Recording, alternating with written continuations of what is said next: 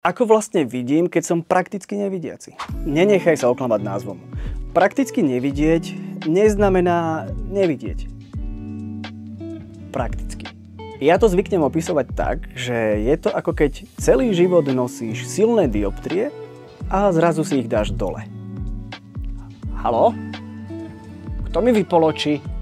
Znamená to teda, že vidím stále takto? Nie tak celkom. Vieš čo, skúsim ti to radšej ukázať. Teda možno to nevidia, ale hovorím, že iba skúsim, tak neviem. Takto vidím ľudskú tvár zo vzdialenosti asi 3 metrov. Toto je 1,5 metra, no a toto je približne 0,5 metra.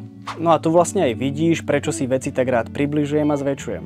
Takže teda vidím rozmazanie, či nie? No a tu je tá zaujímavá časť.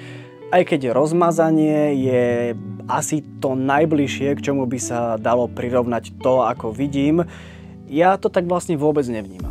Poletujúca múdra hmota v mojej hlave si na to totiž zvykla a vnímam preto tento obraz ako moju bežnú realitu a nevidím tam žiadne rozostrenie alebo rozmazanie.